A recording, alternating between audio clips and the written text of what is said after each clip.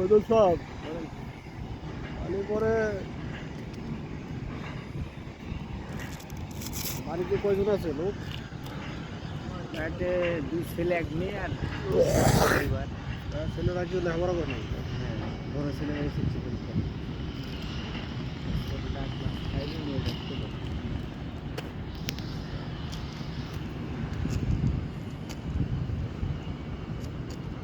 আমরা তো ওই যে আজকে 16-17 বছর ধরে বাড়ি থেকে দূরে দূরে পোলাবাড়িগুলো একটু পাশে শুনেও পাইল না। না সব ঠিক দেবেন।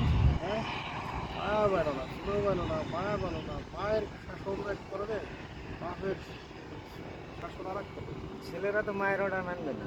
মানবে? হ্যাঁ।